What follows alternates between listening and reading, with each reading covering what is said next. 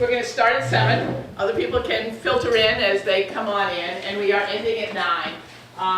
We have a few rules to tonight. This has been put together by a group of citizens who came together with the idea that this really needed to be explained. Article 16 there seemed to be a lot of confusion about it, and so we'd just like to be sure that the information that's going out is accurate and comprehensive. That people really, when they go into town meeting on Monday night, that they have a decent idea, at least, of what they're going to be asked to vote on. So what we want to do, first of all, is clarify the proposal, the zoning proposal, particularly Article 16 and articles after that as well. Review any concerns that you may have brought here tonight and hear from experts who actually have worked in the field. Okay?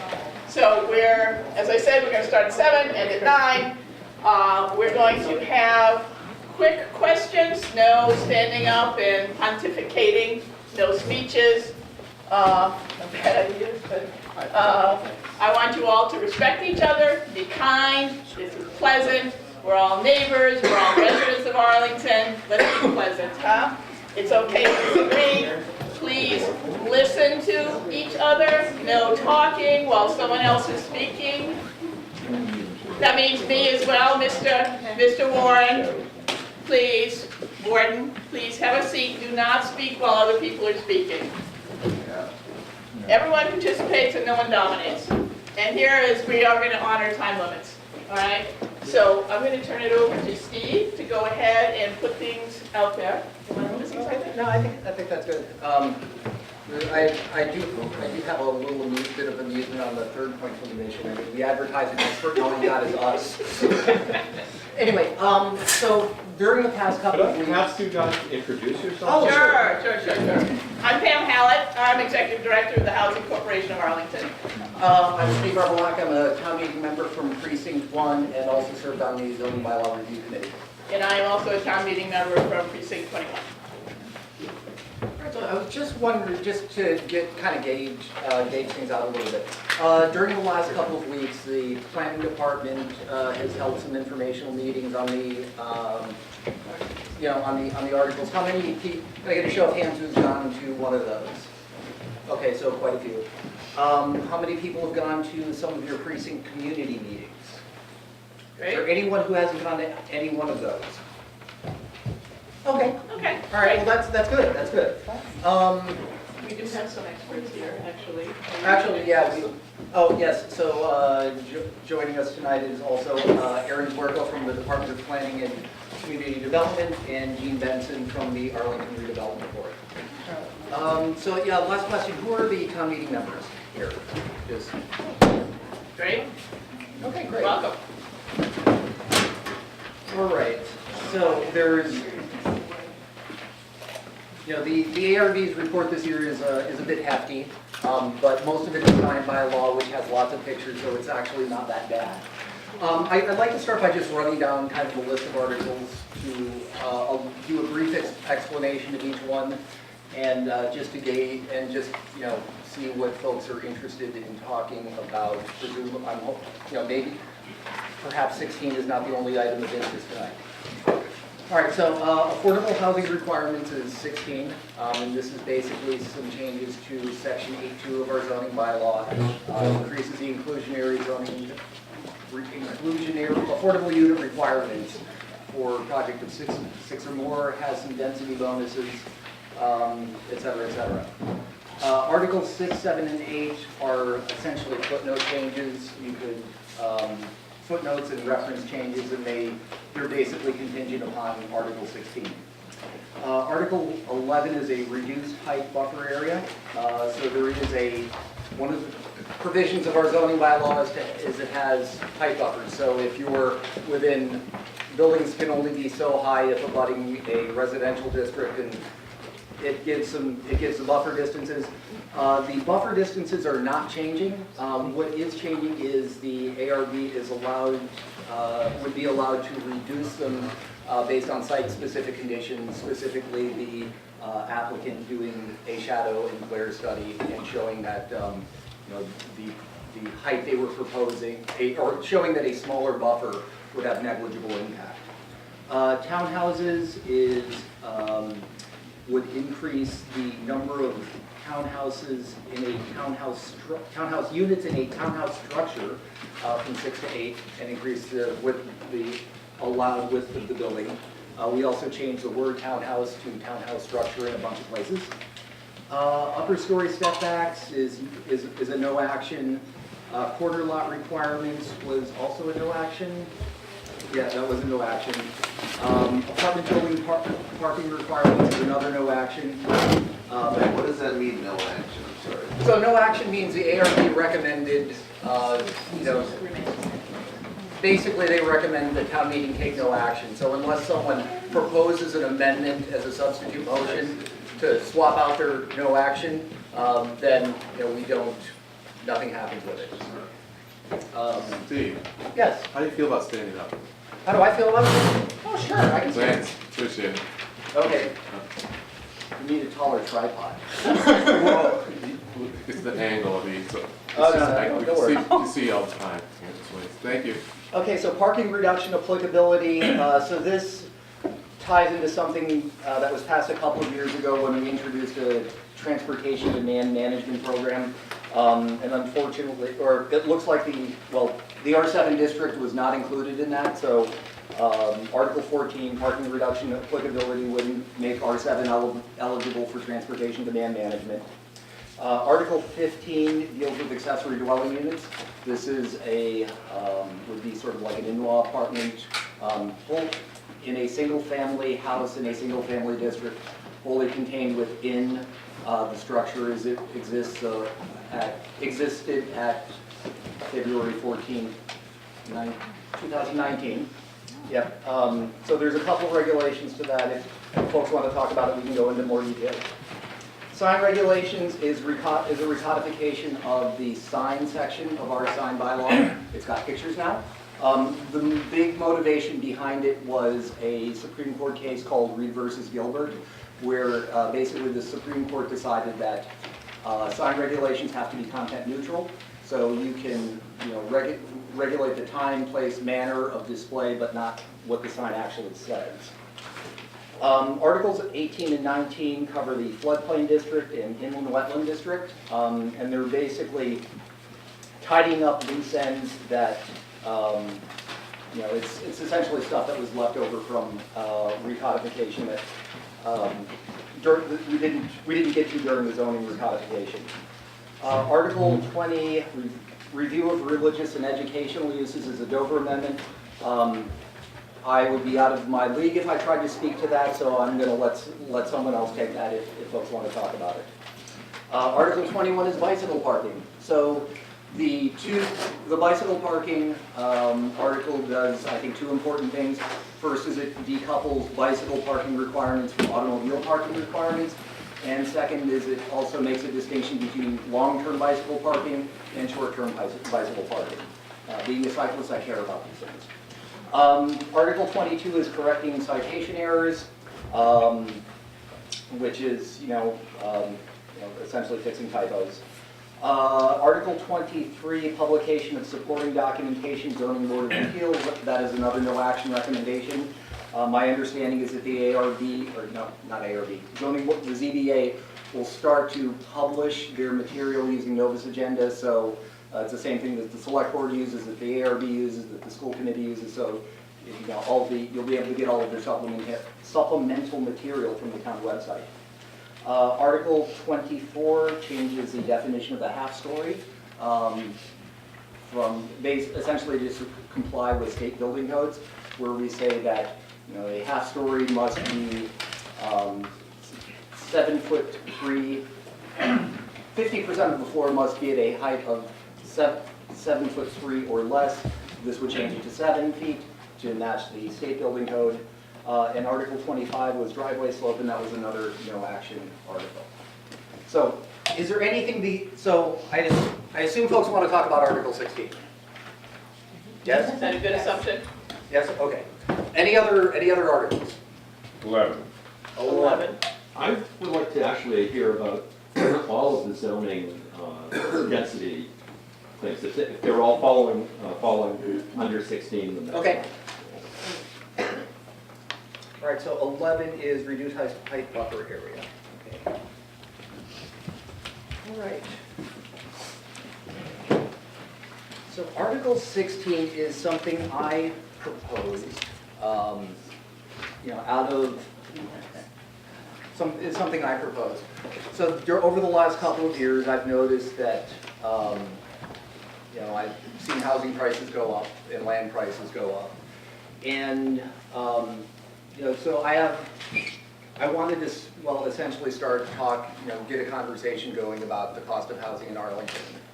And, and also the role that our zoning bylaw plays in it. But basically, your article that I originally proposed, let me take a step back. So the inclusionary zoning as it currently exists in our bylaw. So if someone is building a project of 6 units or more, they would be required to provide that 15% of those units are affordable. So affordable in this case has a very specific definition. So affordable means affordable to someone who is making 60% of the area median income and renting, or 70% of the area median income and being an owner occupant. And and affordable to 60 or 70% of the area median income means that you're spending no more than 30% of your income on housing.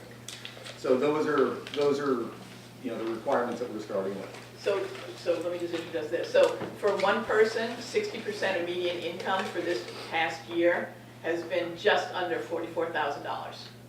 Okay, so that gives you an idea of who we're aiming this at. Okay. So What is it for a family of 4? Don't know exactly, but I'm going to say it's 54,000, right around there. Yeah, HUD publishes guidelines every year, and they break it out between those different categories. Yeah. What would the rents be? The correspondence? The rents would be corresponding. Yeah, it has to be. I know, what To make it- would they be per month? It depends on the, if it's a 1-bedroom or a 2-bedroom. HUD also puts out guidelines on what you can charge. They change each year. And so there would be, it would have to be depending on when you're renting. What are they typically now? Typically now for a 1-bedroom, unfortunately, is $1,800 for fair market rent. 1,800. That's what they consider fair market rent. Now, the difference is we charge for between $800 and $1,000. So it, depending on what's out there and what the demand is. Yeah, so the area median income published by HUD, the area median income for Arlington is just a little over $100,000 Yes. for a family of 4. For a family of 4. So it varies by the number of people in the family.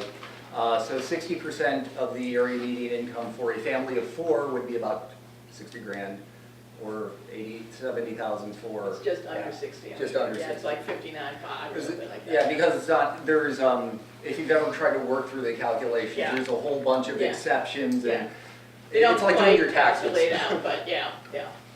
And so each year that gets adjusted around March.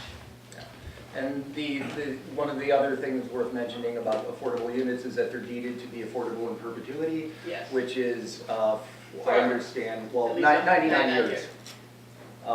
There's It depends on how you interpret it.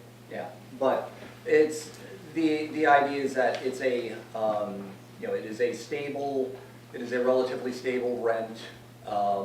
If you're renting one of these units, a relatively stable rent that can change with the area median income, but it is not tied to market rent. And if you have,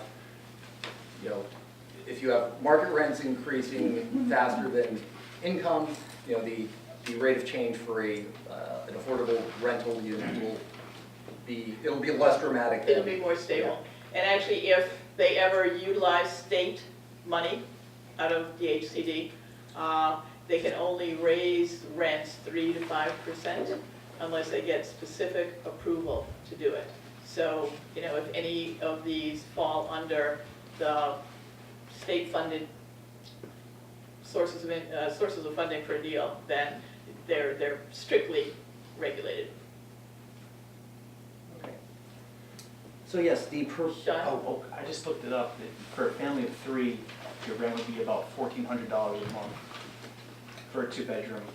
And I pay over $2,000 for a 2-bedroom. We don't have a dishwasher Actually, either. Fair market rents are up to $1,400. 1,400 fair market? No, that's not fair market. Could you get an apartment for that much? Not in Arlington, it's not in East Definitely not. Arlington. No. Well, actually, they are out there, but you have to look really hard. Yeah, it's rare. We I just mean, found. 2,000's about Yeah. what you pay in East Arlington, 2,400 for a 2-bedroom. That's actually low. That's actually low. Yeah, right. So, So basically the way 16, as it's proposed, as the language is proposed right now, I can break it down into 5 parts. So first part, the 15% affordability requirement for 6 units or more, that stays. The second part, we add a requirement for 20% affordable units at projects of 20 or more. So bigger project, greater affordable unit requirement. So in the case of projects that provide more than the required number of units, so this would be 15% plus 1 or 20% plus 1 depending on size, the developer would be eligible for a set of density bonuses. So these vary based on the type of building that they're planning and on the district it's located in, but it's essentially boils down to some combination of a reduction in the minimum lot size, in frontage. In some districts they would be allowed to go up 1 extra story. There is a reduction in parking requirements. Some reductions to side, front, and rear yards, and basically a different set of open space requirements. Instead of having usable open space, it would take out the usable open space requirement, but double the landscaped open space requirement. Yes. So those are, the density bonuses are, there are a few tables listed under the main motion for Article 16. Mr. Grandad? Yes. You forgot the floor area ratio, huge. Oh, floor, That's yes. very important, probably yes. the most important. floor area ratio. Floor area ratio is one of the other, modes. Thank you. Thank you, Mrs. Ward. Thank you, Mrs. Ward. Could you explain for those who are new, Okay. the current, a little bit more specifically what the current is? And The difference between the current and what's well, proposed. I don't know what the current is, to be honest with you, so you don't have to spend a lot of time on it. Okay, no, there's, Some highlights of the differences. so I'm actually going to flip to the ARB's report, starting on page 6. They put some nice before and after tables. So in, like for example, for townhouses, the requirement, the minimum lot size is either 20 or 30,000 feet based on the district. This would, the density bonus would reduce that to 5,000 square feet.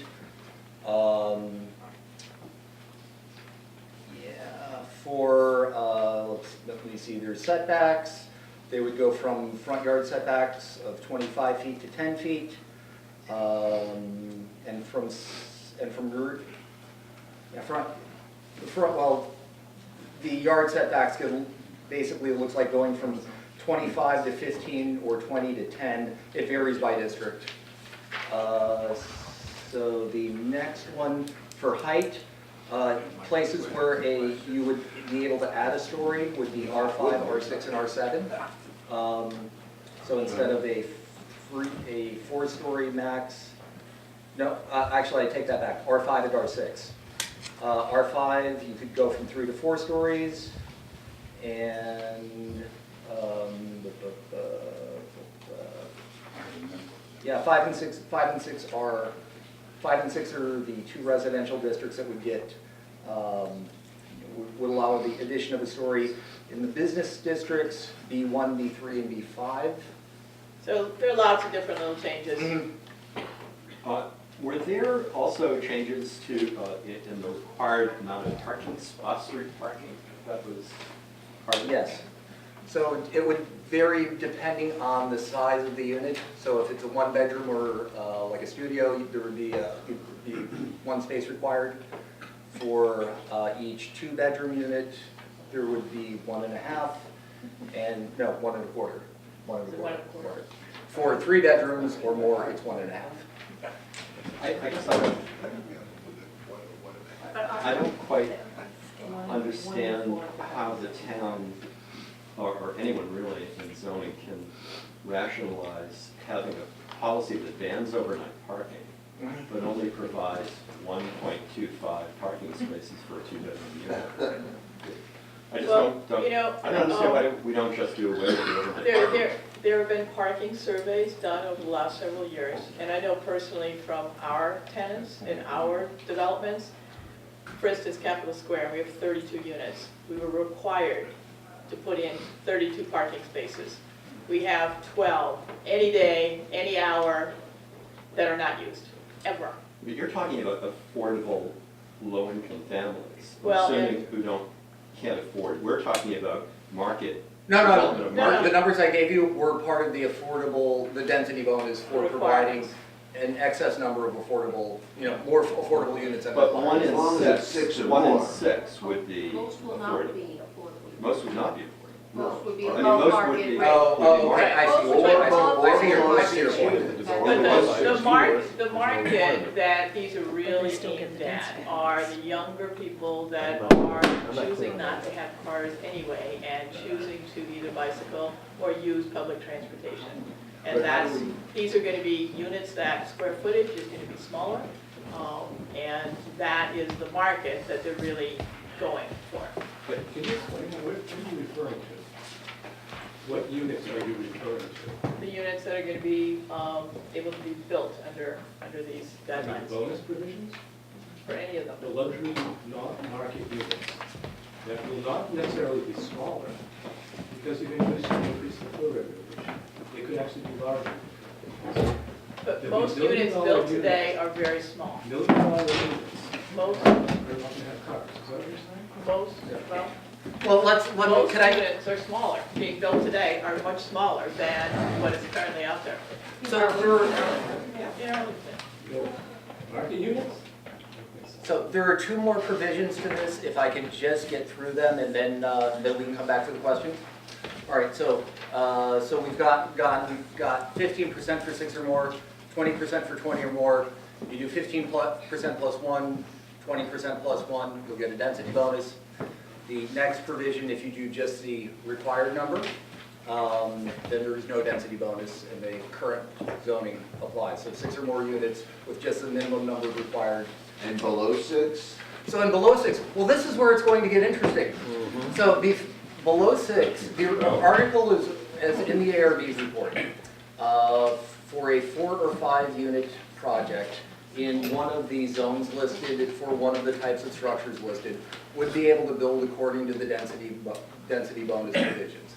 Now, there is a substitute motion that's been submitted to the town moderator that wants to strike, this is section C2, 824C2, basically the very last bullet point in the ARB's main motion.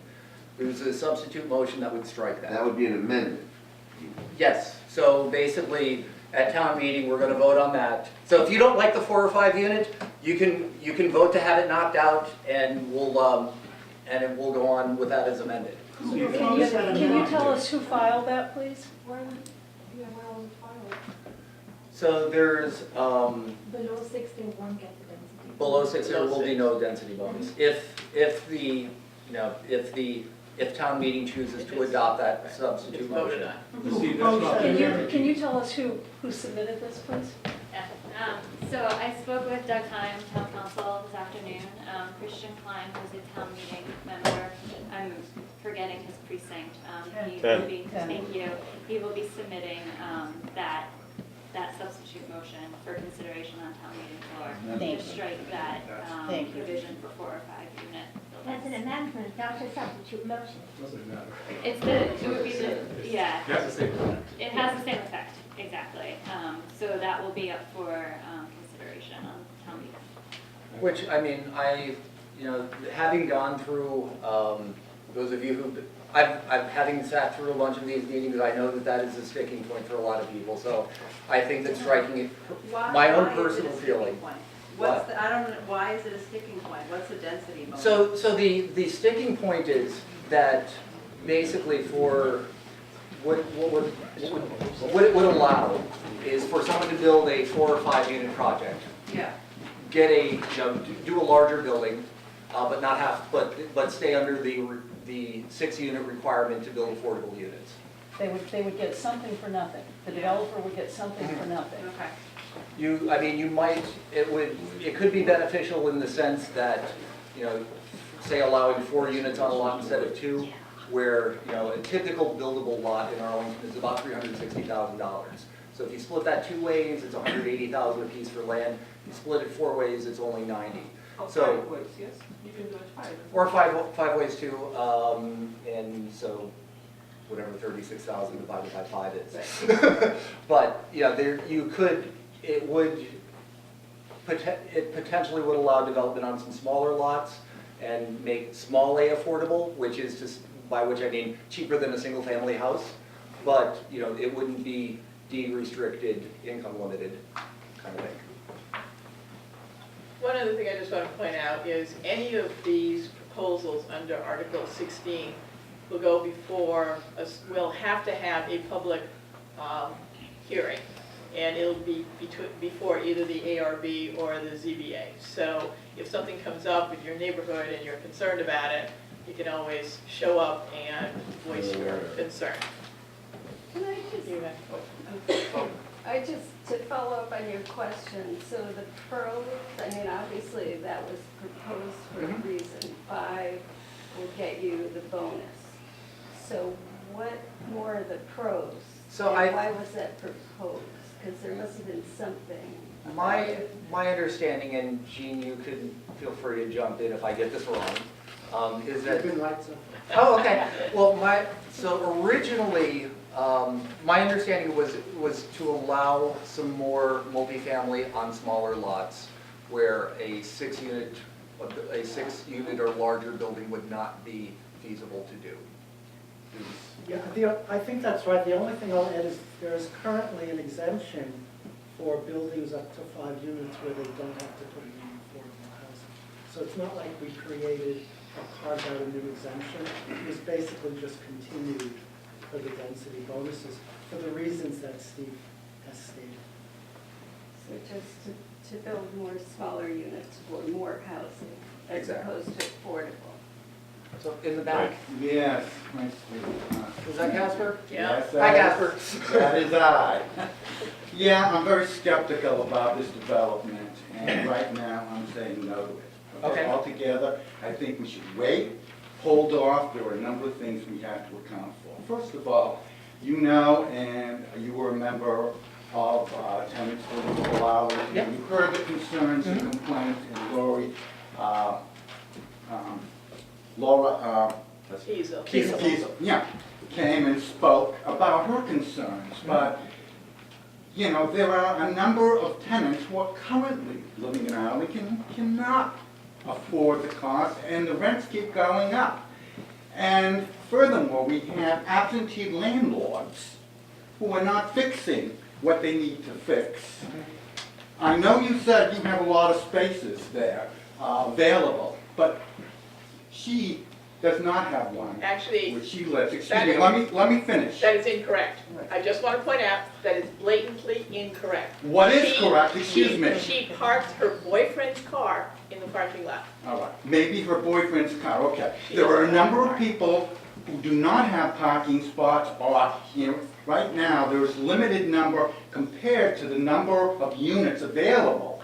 And they are charging, for those who are interested in parking spots and renting, to purchase a parking spot because there aren't sufficient numbers available for a lot of these units. So we already have people in need. And my understanding is that this was supposed to be for affordable housing, not for development and a partial amount of people. Furthermore, I'm very upset about the density. I've lived here for 2.5 decades, and I've noticed that the density, particularly on Lake Street, and actually on Pleasant Street, and on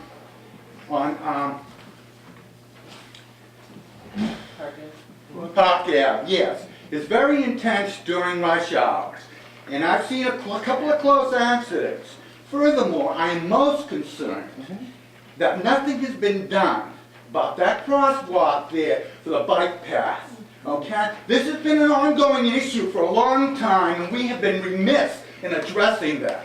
In Lexington, they have a crosswalk there where the kids or where the people who are on bikes and are walking across that bike path can press it and walk across safely. We don't have that during rush hour.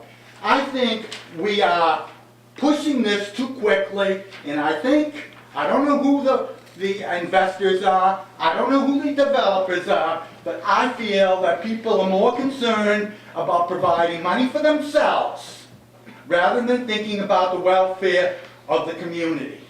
Furthermore, I am concerned. All right, no clapping, please. Let's be respectful, my word. I am concerned that we can say, oh, we're going to have storefronts. Well, I'd like to know where is the eagerness and interest in people renting storefronts. I know that on Leonard Street in Belmont, all right, it's a beautiful area, there's a lot of stores there. But when Macy's closed, that whole building was shut off for many years. Then Foodie came in. That lasted about 1.5 years, maybe 2 years. Now it's vacated. They have a parking lot in the back. There's plenty of places Casper, for I people hate to to park. cut you off, but you need to speed up because you're using a lot of All right. time. So I'm please sorry, make a success. but my feelings are point. that this should be held off, that we need to address the issue of not only affordable housing, but rent control. We need to address that in the state, and we need to address the needs of the people who are in need right now. Thank you, Okay? Casper. Actually, could I just, I have a follow-up question for Casper. Yeah. So aside from rent control, what would you see as helpful to renters? What would I see is What would you see as, what would help? I don't think this is the appropriate forum. Well, okay. Sorry, Casper. Renters? I agree, this is an issue, but I don't think this is the appropriate forum. People came for a specific reason. I think you should get to know what they're trying to get through in Somerville and bring it to the legislature, which is capping increases in rent. There's a massive push tomorrow at 2, massive meeting downtown. You should be there, support them, make it, many legislators are on board with it. That's where you should be. Well, thank you for that. Yes, you're welcome. Okay, so Winnell, Thank you, Steve. and then I'll go for Krista and the lady next to Winnell. 2 points, and I'll try to make this brief. Okay. I'm very glad that Mr. Kasparian mentioned existing tenants, because there are no provisions in any of these bylaws to protect existing tenants. And the areas of the town that are being targeted are primarily renters and small businesses. And when a developer eyes a property and considers it suitable for redevelopment, those people will have to leave. It's extremely unlikely that even if they can wait until the new building is built, that they will be able to afford the higher rents associated with new development. We are looking at a wave of displacement for a small number of affordable units. And to the point of what could be done for renters, there are so many ideas floating around out there that have been completely unexplored in this discussion. For instance, Aaron Hallman came up with the excellent idea that we consider imposing a 1% transfer tax, which would go into a bank for affordable housing exclusively. Pam Hallett and our own housing corporation are the entities creating affordable housing in Arlington. Private developers are not creating affordable housing. And by offering them these density bonuses, I think we are giving away the store. I have been doing some research into the connections between density and affordability, and the links are not there. The Federal Reserve has come out with a recent study which shoots this down. So this whole project, I think, is premised on something, let me just finish my thought. Okay, go ahead. I think this whole project is premised on something that we would like to believe, because common sense says that when you provide more of something, prices are going to go down. But in actuality, that does not happen with housing. And I think we're getting ready to change the town dramatically for a plan that has been created by regional consultants that is being draped over communities which are wildly different. They have classified Arlington as an inner core community. We are not an inner core community. We are a quote-unquote streetcar suburb, but we are being treated like Chelsea, Malden, Somerville, Cambridge, with the kind of density that is going to be imposed on us. Watertown, where prices are continuing to explode, despite the fact that they are now experimenting with this density. I have to agree, this needs to be studied specifically for Arlington. We have seen no visualizations, we've seen no models, we have no idea what this is going to do to our schools, which are already at capacity. We need to study this for Arlington, not for some generic community in the eastern region of Massachusetts. Thank you.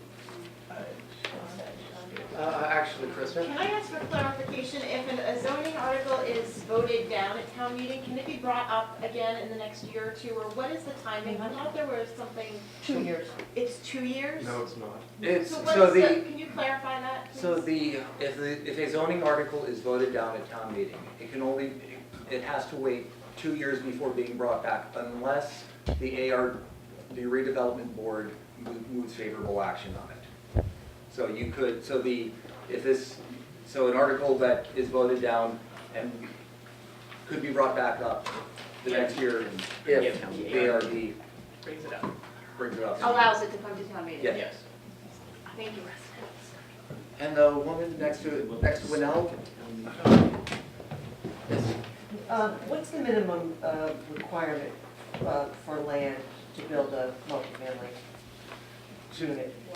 In general, A six-family, a six-unit. 6 units? I just wanted to get like. Depends on what the square footage would be. yeah, so there's, If it's the R4 zone, it's 30,000 square feet currently. If it's some of the other higher density ones, it's actually only 20,000 square feet. Thank you. yeah. And is there a reason why it's proposed to cut it down to only 5,000 square feet? So this, 5,000 square feet is not enough to build 6 units, which would trigger the affordable unit.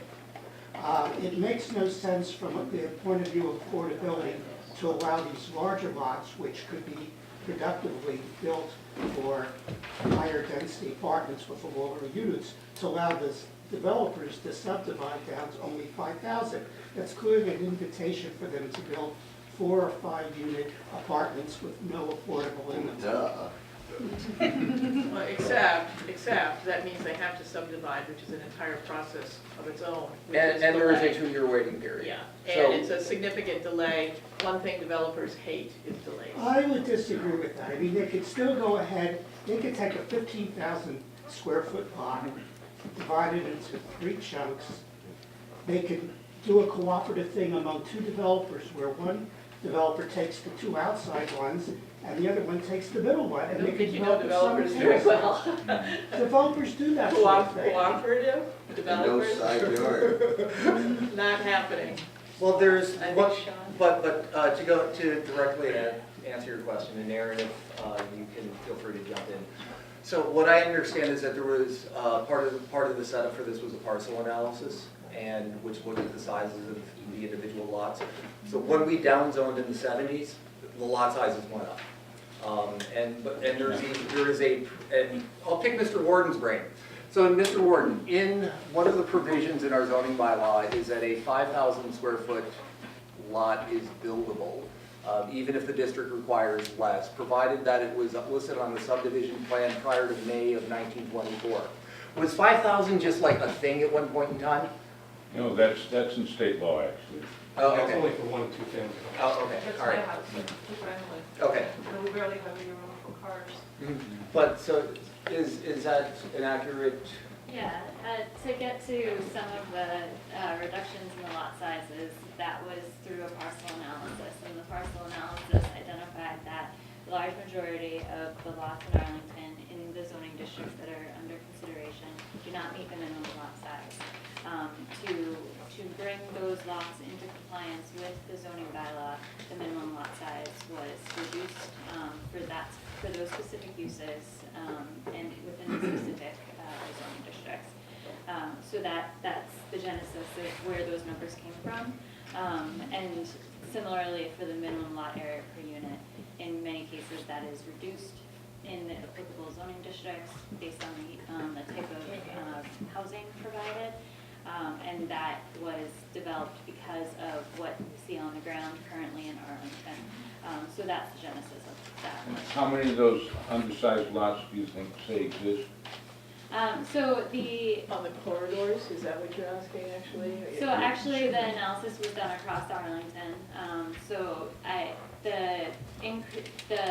What the increase showed is that, or at least what the analysis showed is that with the changes to minimum lot area and minimum lot area per unit, the number of R parcels, so those within R4, R5, R6, R7, go to about 3/4 as becoming compliant.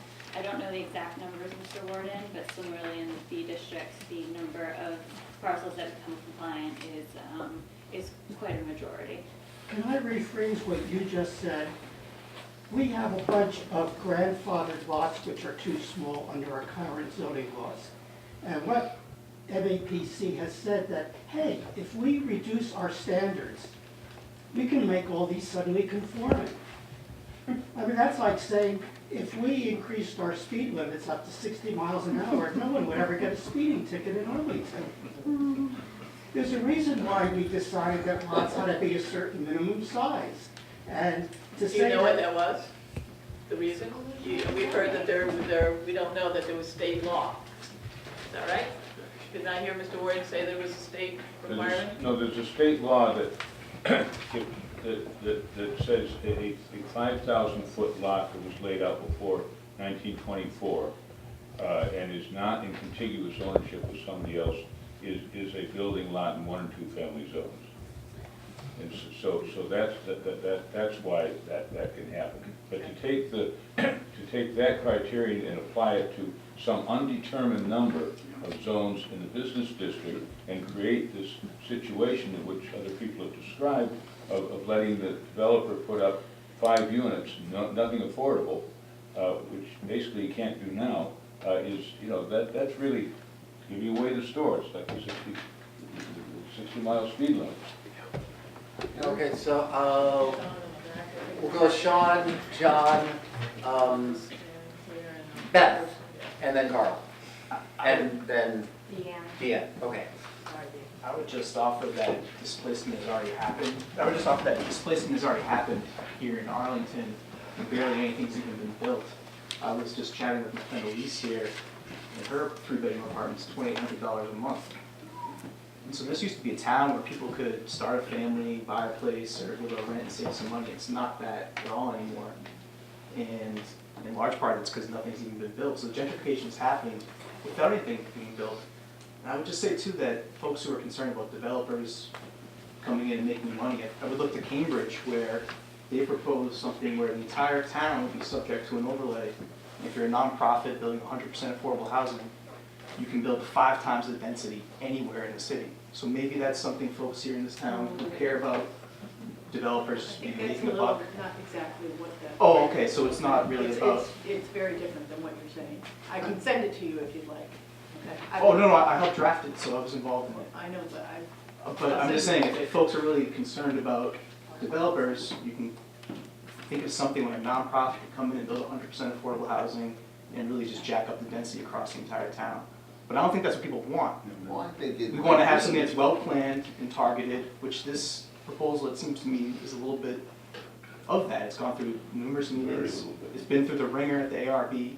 a lot of public comment and information. No, there was no, that is not accurate at all. Zero. Thanks to Chapa and EPC. Actually, that is really I- not accurate, so, and please don't speak up. I've been living here for a year, just watching, and I've been to a lot of meetings where there's been a ton of public comment. I had to leave early because it was going on, and had to take breaks so people could come back and give more public comment. So all I'm saying is that this is a very Not yet, well. Mrs. Warden, there's a couple of I'm people. gonna finish up, and all I'm saying, Mrs. Warren, is that this is a well-targeted, modest proposal for a very targeted area where there are like 6 bus lines that run to Harvard Square in Alewife.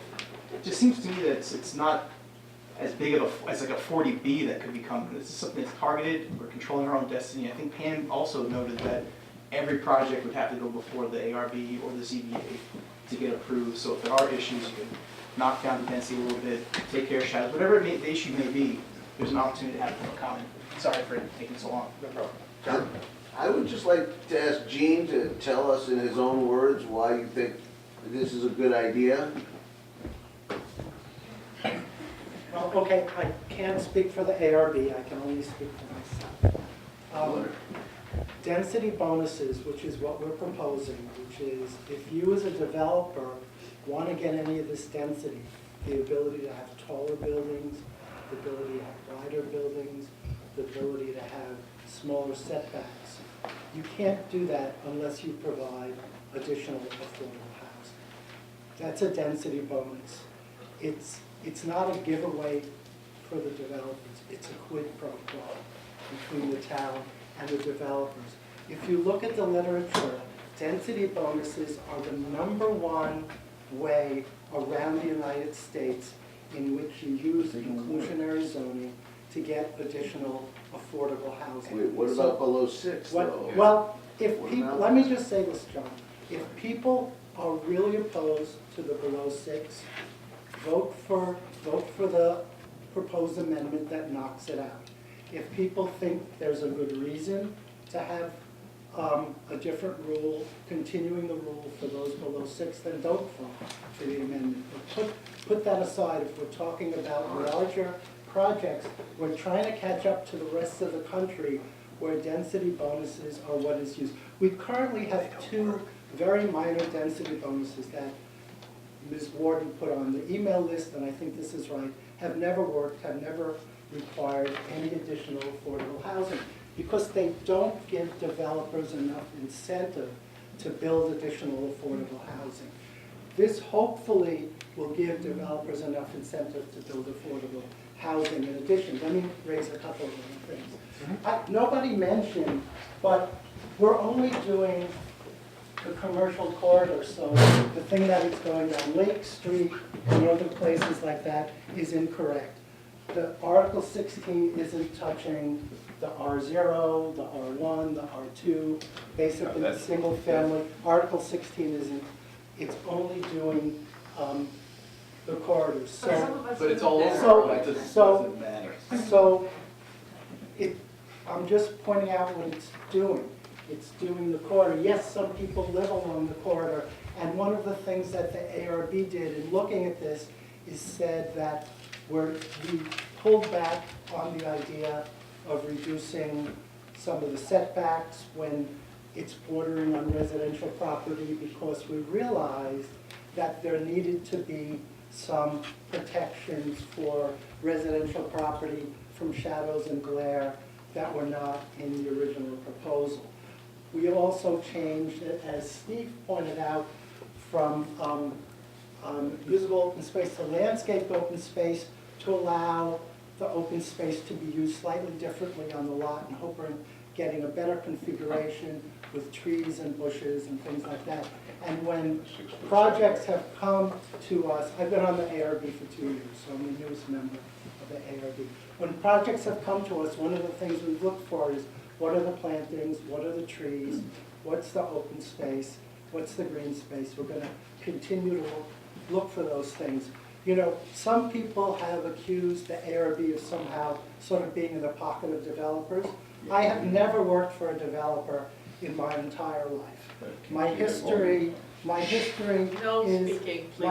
is I'm retired now. I was a public interest lawyer. I represented a lot of community groups. I represented a lot of tenant groups.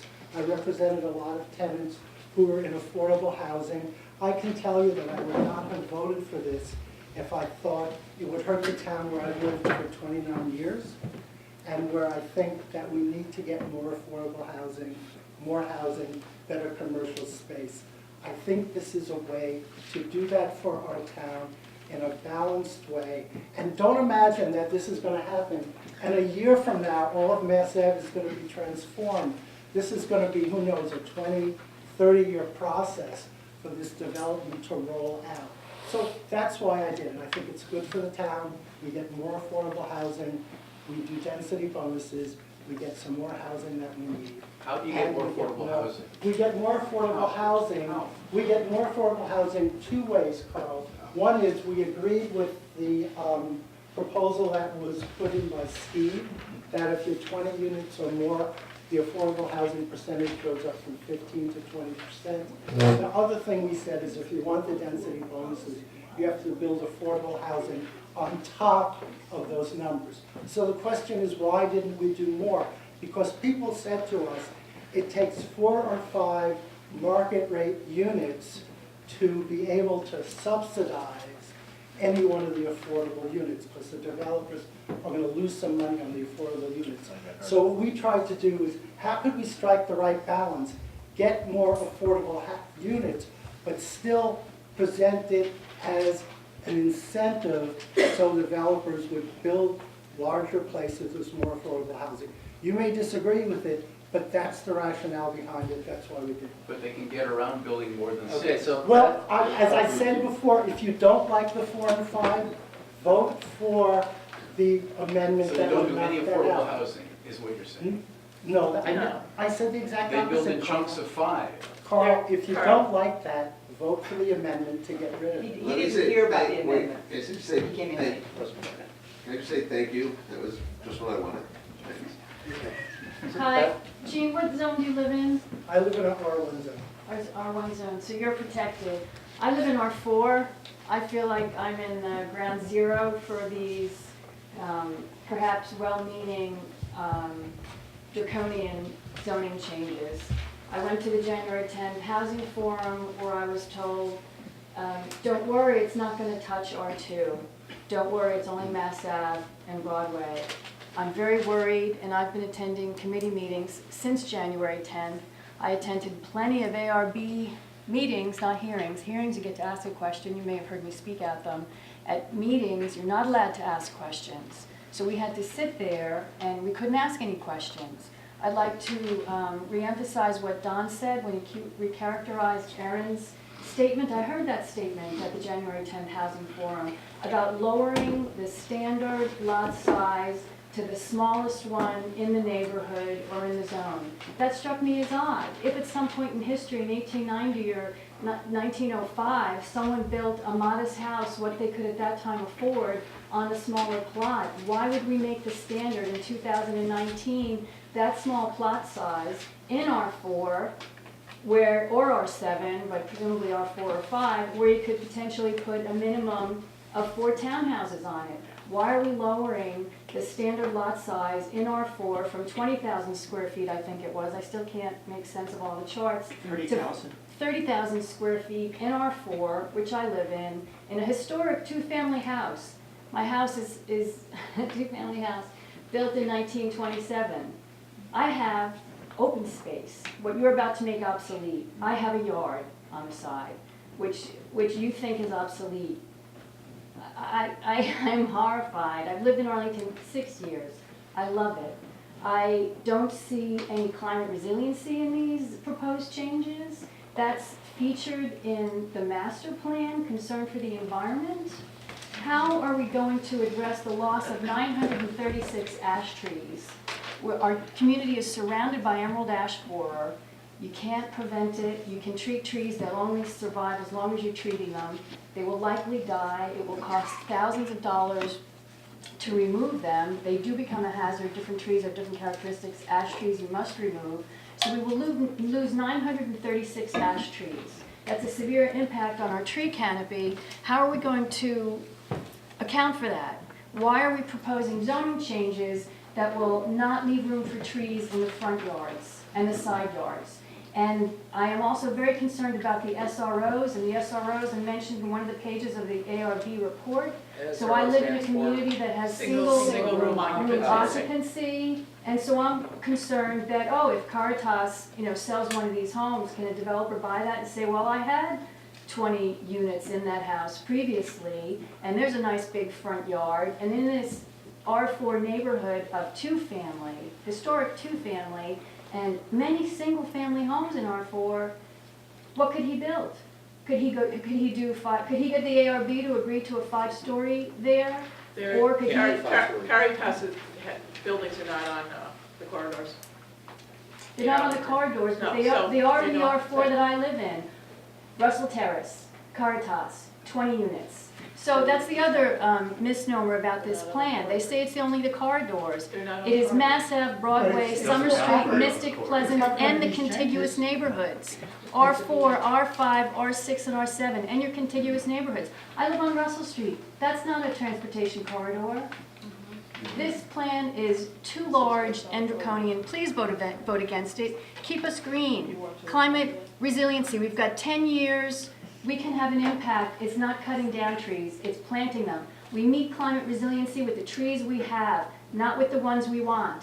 Aspirational, affordable housing is fantastic. I want to see the guarantees in print in the bylaw before I afford developers this wide latitude. Thank you. Before we go to Carl, Jean, could you? Erin. Just to clarify, an SRO is single occupancy resident, Single room occupancy. Yeah, single room occupancy building is expressly not an apartment building for the zoning bylaw, so that would not be included in this. SROs are their own line in the tables of the zoning bylaw. We did not include SROs here. An SRO is a specific type of housing that not a lot of providers do. Caritas, which operates 2 facilities, 2 homes in this community, did go through the process. It does require a special permit, but it is in no way a part of the amendments considered at town meeting.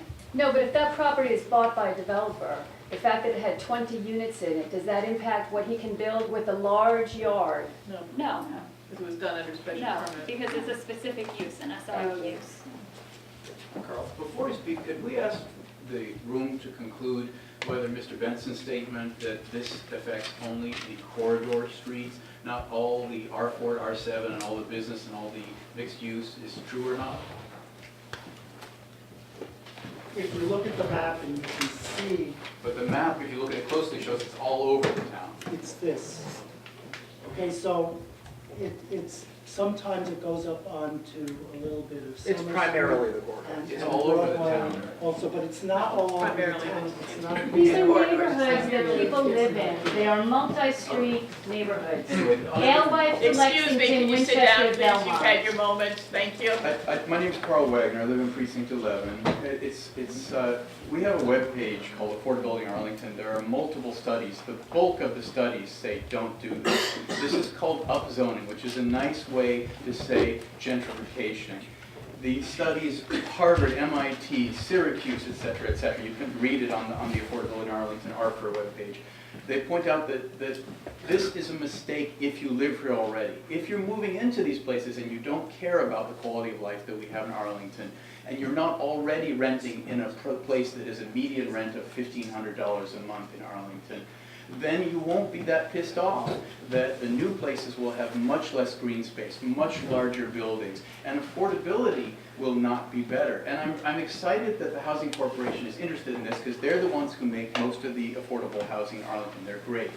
But I'm very concerned that they think that bringing in new buildings that remove existing buildings with the lower median priced rental units and put in much higher market rate units, and even the affordability rate units will be much higher than the median price. They think that that's affordable. It's not. It's a way to turn us into a more urban area. So for Mr. Revelak, I hope people have seen your yellow document, which you avoided giving to a lot of us. The yellow document points Oh, out. I actually tried to give a copy of Enough this to me. one the other day. The yellow, They're on the table. The yellow document is a manifesto that says if Arlington were more of an urban place and we got rid of the 1 and 2 family pesky places and we increased density and made bigger buildings, it would be so much better. But as Beth has pointed out, it's not so much better for the climate and for green and open space. And as I would point out, it's not better for affordability. And there's a second measure of affordability. Some of you might be property taxpayers, property owners, business owners. I want to point out that Al Tosti at the bracket informational session that the proponents were leading said, please don't bring more apartments and more places to live into Arlington. Every time a person comes to Arlington, said Mr. Tosti, they cost us $4,000, but they only pay $2,000 in property taxes. So don't build in density. Instead, find ways to do things like the Housing Corporation of Arlington is already doing, to reuse existing stuff. We can't do it. There's not enough And the question I federal would or like to state ask money. is, Carl, I want to hear why I want to hear this. There's not enough federal or state money to go ahead and do what we are doing. That's the problem. That's We why we will gave you never, the percentage we of will the never tax get you to the 10% because we You have don't to need take 10%. our chance. Every time we put an application in, it takes us 4 or 5 years to get the actual funding for whatever we do, whether it's 9 units or 48 units. my last 2 points would be, Ms. Hallett, you probably know, and the rest of you should know, that we are already the affordable 6th unit or 6th place if you go to all the contiguous towns and cities around us. We're cheaper than everywhere except Medford that touches us already. My family came here because we couldn't afford to build a family in Somerville or Cambridge. Density doesn't add that. I would just wonder, does your connection through your living arrangement with the town help you make your judgment? I pay market rate for the house that I'm in. It is not a subsidized rent for me. Is that your question? Yeah. Yes, it is not subsidized. But you do have an arrangement with the town of Arlington. I am a renter. I have a lease, just like anybody else. And I pay far more than what I could pay someplace else. You said you inherited a home. Why don't you It's stick to not the a- merits? Hold on. So, just, I know just to run down the list, Deanna's next, then Patricia, then Hiram, then Caroline, and then, so let's see. So we'll do, That's enough. That's right. so we'll do Chris, So we have 1 hour left, so. Chris we should- behind Chris, then We're gonna run Elise, down and then Bob. over here. So, Yeah, you so- never got your So I have a question, so I have a question. So if an owner were to build 3 units and one would be affordable, could they have those, The density the bonus. density bonuses, or does it have to be at least 6? I believe it has to be. Well, except for the amendment, right? Like, so if you decide to do 1/3 of your Do you mean now or with units, the proposal? Do you with mean with the proposal. With- So in the proposal, it's not contemplated for, with the exception of buildings with 4 or 5 units, it's not contemplated for smaller size developments, so a 3-unit building. With the amendment that was, that I mentioned at the beginning of the meeting, that we're expecting to have that provision for 4 or 5-unit buildings struck through a substitute motion, that would eliminate it, but anything less than that is not contemplated in the amendment. So what you're saying is if a builder or an owner decided to make 1/3 of their units affordable, you would not get any bonuses?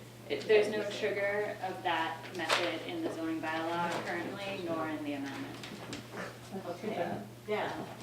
Well, if it were a project of 6 units or more and they made a third, then they would. Yeah, but If it's only if 3. you're trying It's to only do three. the town, make more affordable units as a small owner, because that's what you want to do, then you're not getting it. Okay, so then, So you actually would be in favor of, on buildings that are smaller, below 6 units, that there could be a possibility of an affordable yeah, density, like, that's what you're wouldn't saying? it like, isn't that good if you do 33% of your units as affordable?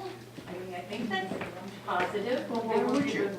If you're a developer, why would you do that? But people are willing I mean, there are people Anybody out can, there that are anybody can willing be to a do developer. that. Yeah, there's no, she could be a developer.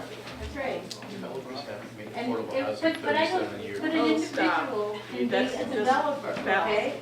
Well, they can actually go in front of the ARB and get a special permit, so I'm sure they could. So then my other question is, 1 out of 6, let's say the amendment to that passes. So 1 out of 6 is 16%, right? 16.6%? Or 15, 1 out of 6 is 15, okay, 15%. So that's adding 15% more affordable housing, right? What is the percentage of affordable housing now in Arlington? So the, Pretty low. It's Can I give you facts on that? Point something, yeah, 5 point something. Rough, this is not my speaking time, I know, but somebody asked.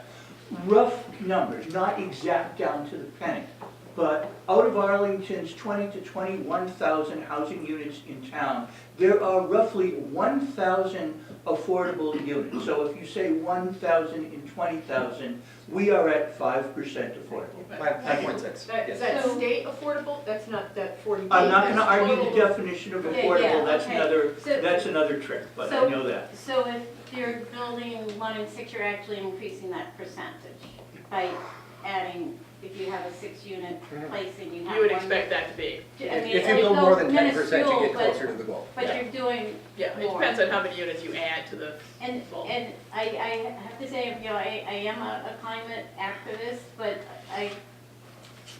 my understanding is density can be good because these people who need a place to live, if they move out and build a big house with a larger footprint and using more energy because they're building a larger house overall for the general population good of the planet, isn't that harder on us than having a smaller footprint where you don't need a car to get places and use public transportation? I would think that's better for the environment. I could be wrong, it might be better to live further out and drive into the city and use your car and have a bigger place with using more energy, but that's not my understanding. So that's just a Multifamily point I wanted buildings to are make. very efficient and therefore greener. They also can deal with stormwater runoff in a way that does not overload the sewer systems, which is something that we're actually working with the engineering department. Hopefully we have it by Monday, we may not. And cars are one of the greatest contributors to greenhouse gases. And so if we can limit the number of cars in Arlington, we will be doing a lot toward environment, a lot towards being more environmentally sound. Thank you. Okay, Ms. Gordon. Thank you. I want to point out to the gentleman here that Arlington is not a city, it is a town. Therefore, we are not allowed to immediately submit to these density proposals without thoroughly investigating whether they will hurt our community. And several of us have decided after intensive study that they certainly would hurt our community. We have a much better chance therefore of defeating them than Cambridge or Somerville, which are cities. And I've lived in Cambridge for some time. I've also lived in a tenement in Roxbury and Glasgow, so I know what it's like to live in a city. And I do not think that we want that for the walkability that we are searching for in Arlington and that we have achieved in the current situation, which we would probably lose by cutting down trees, making it unattractive for children walking back and forth to school and whatnot. If I could just ask a question. So when you compare living in a town to living in a city, could you describe more about what you mean? No, I want to say what I said. Okay. And the other thing is that I think people should know that Boston, of course, has done a lot of this density building. And you have to realize that they have 43 evictions per day. I'm not talking about displacements. There are not of them. I'm talking about evictions per day. Do we want that in Arlington? And that is what will happen if we... I have very carefully tried quite a watch out for the interests of our rental community here, which are 39% of our population.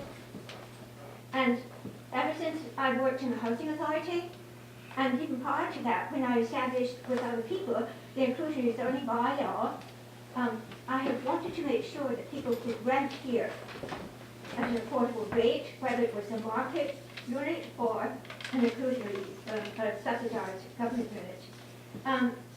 And I have to say that the commercial corridors here, yes, they're only 5% of the area, land area of the land, but they are 25% of the population, and a very high number of them are renters.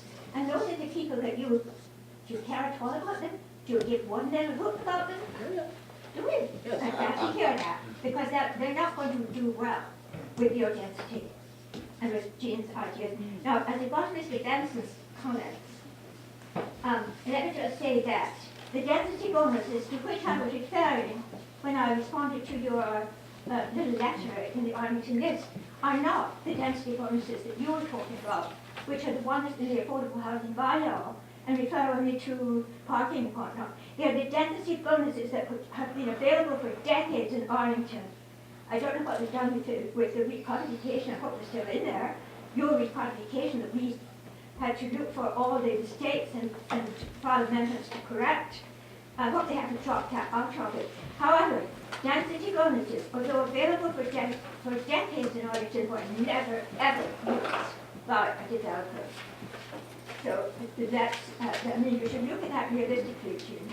Another thing is the reduction from 2,000 feet to 5,000 feet for lots, the lot size for some of these developments means that you can only have five-unit development on a 5,000-foot lot if it's a 1,000-foot requirement for the unit. That means there will be not one affordable unit in any one of those 5-unit developments, not one. And another thing, I do want to point out that this gentleman talked about speculation occurring right now. The speculation has started with since Did you say gentrification or speculation? I think it's Gentrification. It started since these redevelopment boards suggestions have been made. These attempts have been made for this year's town meeting, which I hope will not be successful. In fact, we heard at one of these sessions recently that a number of developers are trying to buy up houses in our financial district with all the banks in the middle of town, so that they can build huge things if any of those properties become available along that section of the town. People are terrified in the nearby residential area that they're going to get these huge buildings once the financial... Where are you getting your information? So She asked where you got your information from. I got my information at the most recent one of these tests. I was there, it's true. The neighbors to the banks on Mass Ave, they're neighbors on those connecting streets that have been in conversations with developers and people going around asking, trying to buy homes. Contiguous to Mass Ave. Another thing is that, school costs and traffic congestion have not been studied. We've done nothing about that. I think we as town meeting members need to know about that. How can I in conscience vote this stuff if I don't know anything about what's going to happen to school costs or transportation problems? So in terms of, if I may ask, just in terms of what for if there were a traffic study to be done, how would you like that study? What assumptions would you like that study to be? Why don't you try asking our transportation group, okay? Okay, so talk to the transportation. Okay, fair enough. Well, and there have been bus studies, and there's a no, there have not action been, that's going there have on. not been dependable studies done. Some of the ones, for instance, the parking one, is displayed. Anyway, so let me just also say that, as a last thing, as regards the idea of inclusionary zoning versus other methods. Inclusionary zoning, as said, was instrumental in establishing that bylaw. was never meant to be the sole producer of affordable housing. By no means. We decided that we wanted to make sure that the developer coming to Arlington knew that he was expected or she was expected to produce some affordable housing. And we wanted to be reasonable about that. We wanted to be very clear. But when I was the chair of the Housing Authority, I also made sure that it helped the Housing Corporation of Arlington get established. They were having a rough time. And we ourselves have been trying to establish a non-profit to do purchasing homes and then refurbishing them for renting. We were going to do that ourselves, establish a non-profit. But they were coming on board at that time, and we thought instead we would help them. And we did. They were having trouble. We helped them with ad cost renovations and whatnot. And now they are doing what we had hoped they would do, which is using our community development block grant, millions of dollars of that, and whoever else they can leverage that to produce it. They're now really getting going on producing significant numbers, and that's where it should come from. And the other things like establishing an affordable housing trust fund, which I tried to do. I had an article of the warrant which was voted down because town leaders didn't want to agree on who would control that trust fund, that fund. And that should be done. Thank you. So Aaron, you're up. Aaron Holman, I'm going back and forth between wondering whether this is an honest disagreement among people who share some common goals, or whether this is kind of a cynical giveaway to use affordability and affordable housing as an excuse to give away the store to developers. I'm kind of leaning more and more towards the latter. Maybe some questions for Mr. Revelak or the ARB, either one. When you did your research, and what I'd like to do is ask some questions and then make a point. Okay. When you did your research for this, did you find out how many affordable units the city of Boston created via linkage fees? I did not look at Boston.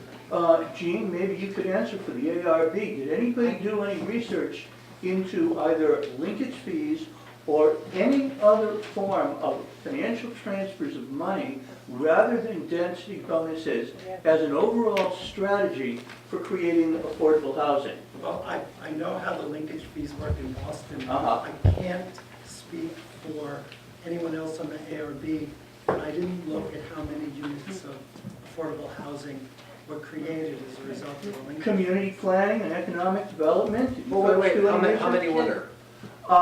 I don't know, but my, I do have some answers to some other questions. Yeah, I can respond in part to that, Sure. because I think it was one of the most interesting stories of the year about 3 years ago.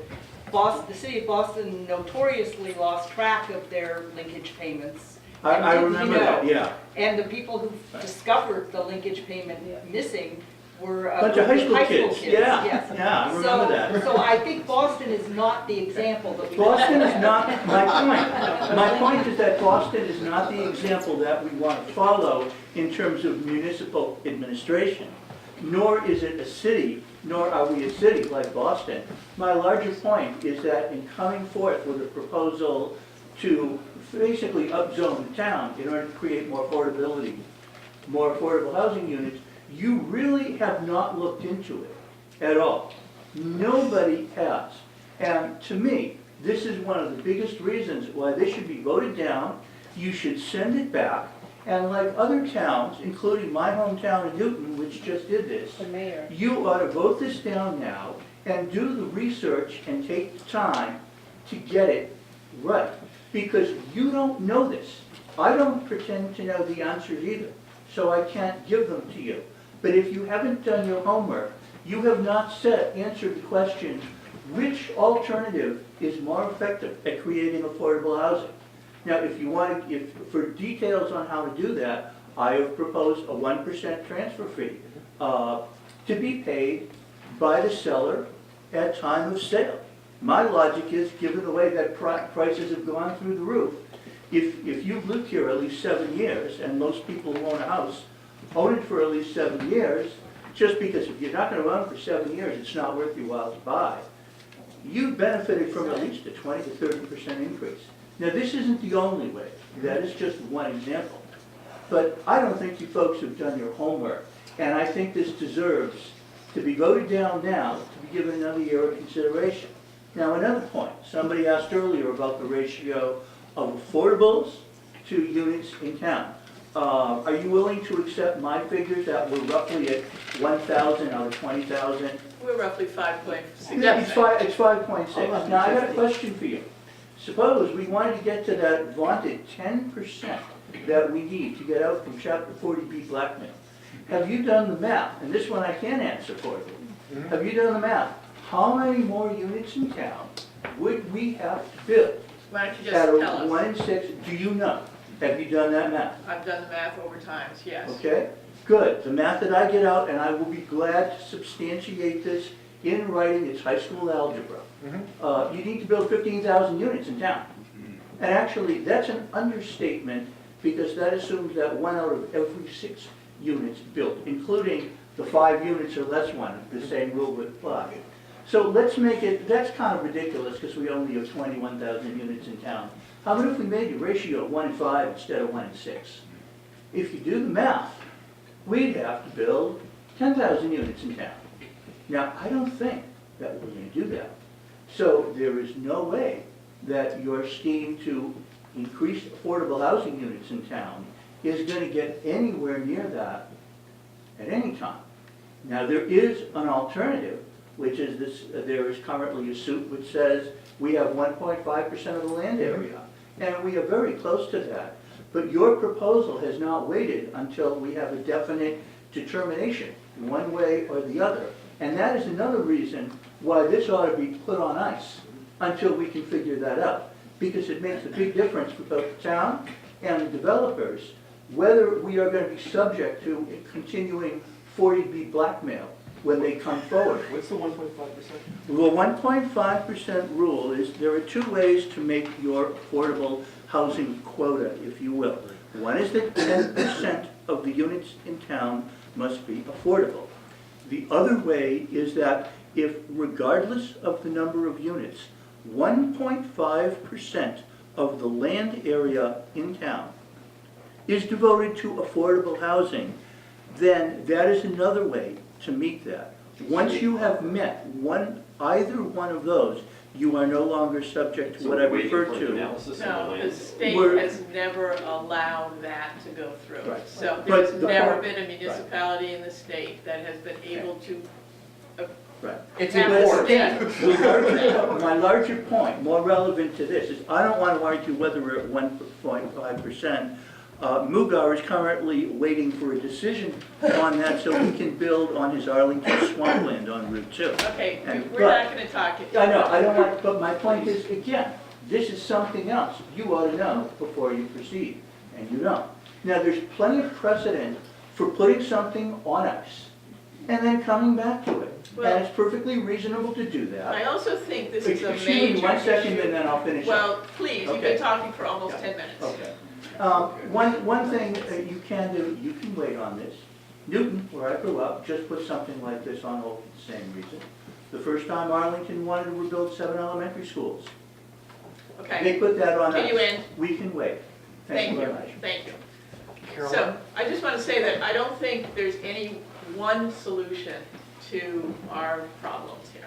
And so, some of you came up with some very interesting proposals that need to be looked at. And just for the record, my original proposal was not to get us to 40B, but it was just to create more affordable housing in general. And my point is you haven't considered enough alternatives. Well, thank you. Caroline? I have 2 questions, nothing really to say. My first question is on the famous yellow document and the Yes. bullets. This is strictly speaking of rental units. We are not talking about affordable homeownership in this article. we are. Is that true? It's both. It's both. Okay. And then my second question, which now that I'm looking at it, is actually a 2-part question. The 15 and 20% threshold, that's based on square footage or number of units? Number of units. And then, are those units required to be in the same dwelling? Could there be a 6-unit building and then they put 2 affordable units 2 blocks away? We have never considered that. I know some municipalities do that. That is not part of the proposal. So my understanding is that, or Casper or Gene, jump in if I'm wrong, our bylaw requires the affordable units to be substantially similar to what is being, to the market rate units that are constructed. Okay. The last bullet's the most interesting one. This is not your time, go ahead. Chris? Thanks, Steve. For anyone who doesn't know me, I'm Chris Loretti. I'm a former town meeting member. I'm also a former member of the redevelopment board. I want to talk a little bit, well, first, also, I was one of the signatories to Steve's citizen-initiated warrant article to require more affordable housing in the zoning bylaw. Frankly, if I knew how the ARB was going to hijack it for their motion to put before town meeting, I wouldn't have signed.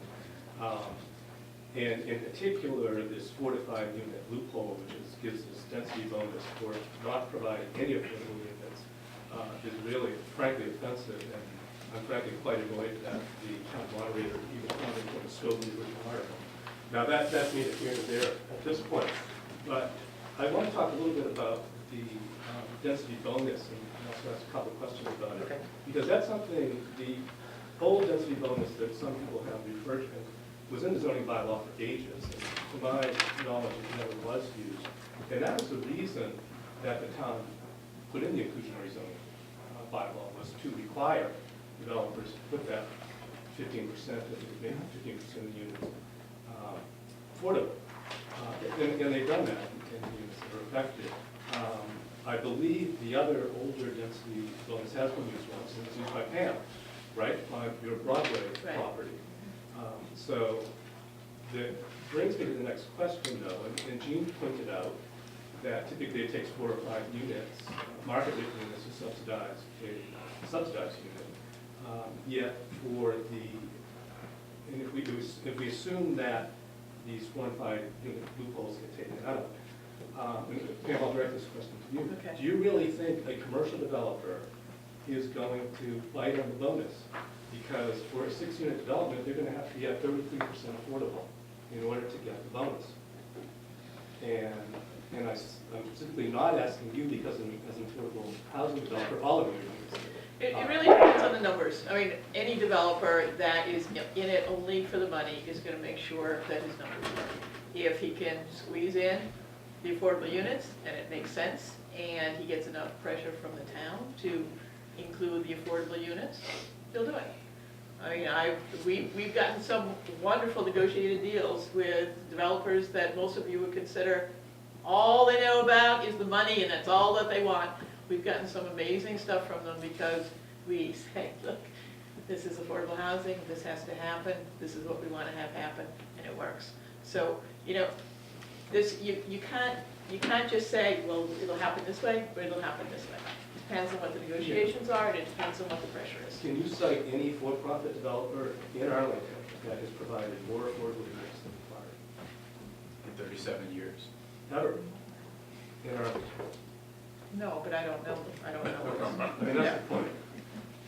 That unless you require them to provide more affordable housing, as Steve's original warrant article did, it's very unlikely to In happen. Chicago, I knew many who did. But they had incentives, right? Not significantly, other than what you're proposing here. I wouldn't, use Chicago market as representative.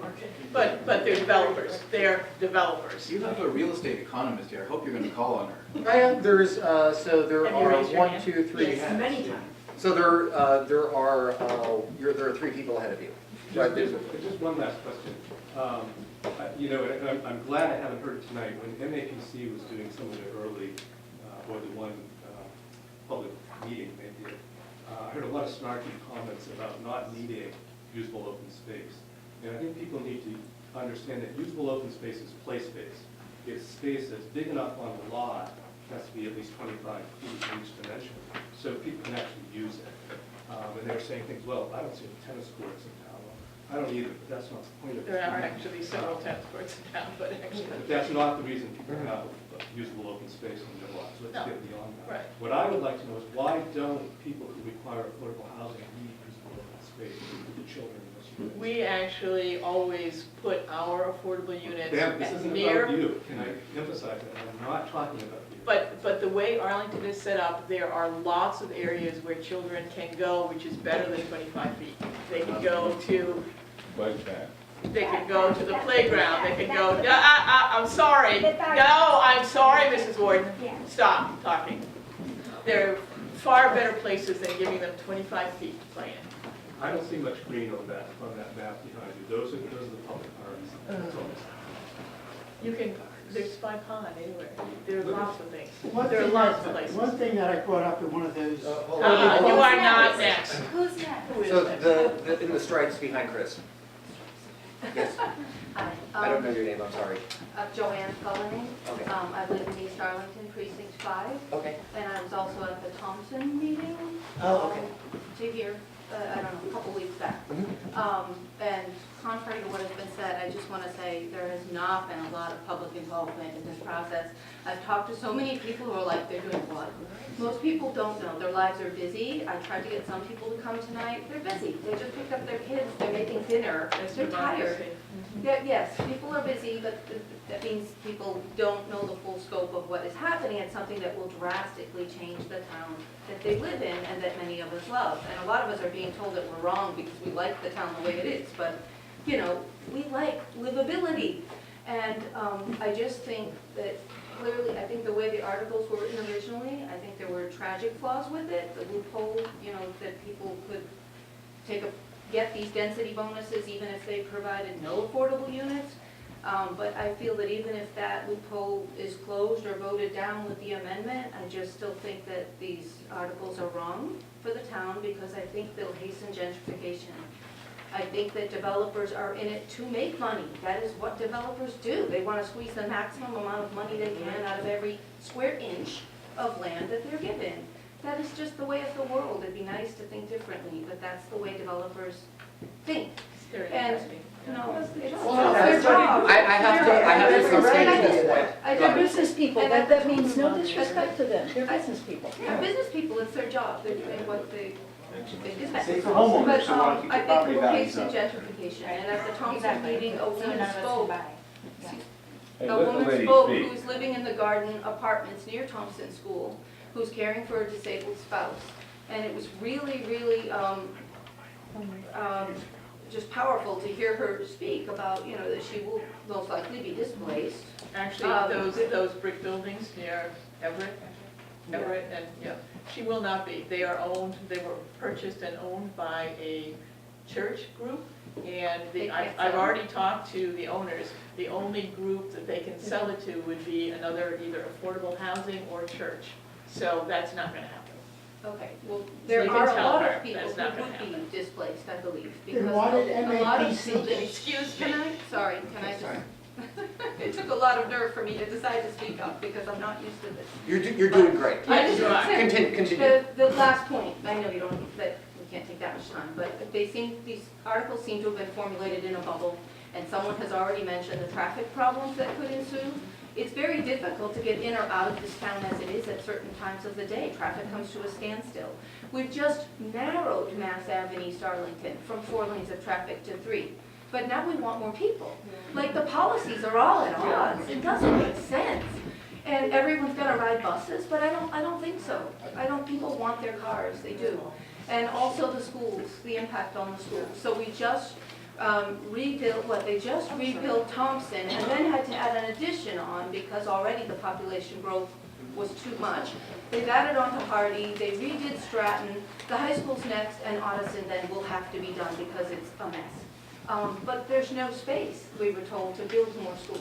So everyone's trying to foresee who will move in. Oh, no, they won't have children. Well, there will be some children. There might be a lot of children. It's hard to predict the future. It is, but we don't have room to build more schools, and it needs to be thought of, that in the East Arlington.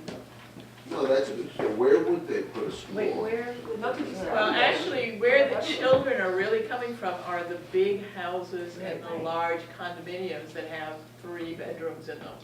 They would come from. Which, you know, that is not the That is not the apartment building. No, but where could a school go? Is there a place? Build a two, Well, there's- I three-story mean- elementary school. Where? Based on the school district's demographic surveys, you know, the ones that started appearing around 2016 when, you know, they were sounding an alarm about, we have an enrollment issue. As I recall, between 2000 and 2015, something like 60% of the town turned over. So this is not any major zoning changes, this is just folks moving out. What were the year, what year did you just say? 2000 to 2015. But there was a school committee, two people were speaking at the last couple weeks ago before the election, and they were saying that actually East Arlington schools were capacity, that actually West Arlington is still having room for students, but East Arlington guy said he's praying that there won't be any more students coming because the classes are too big.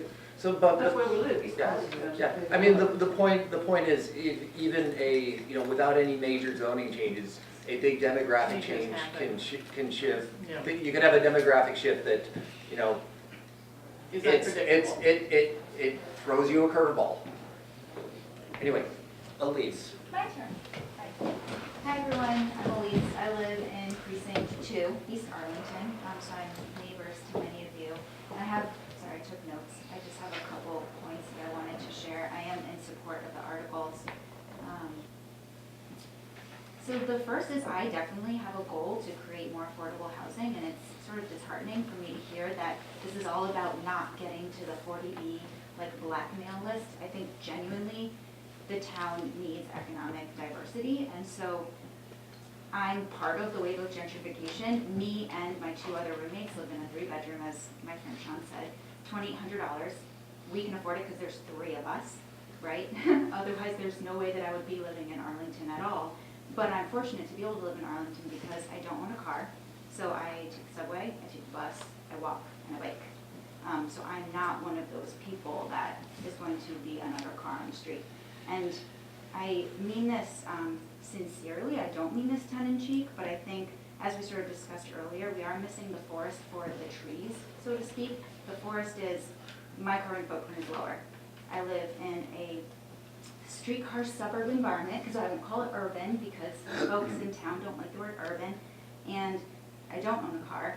And so I'm not contributing to climate change. And if a tree comes down for me to not own a car, to live in a 1-bedroom, like, I don't know, that trade-off sort of makes sense to me. Like, my generation is really sensitive to climate change. We're really concerned about sea level rise.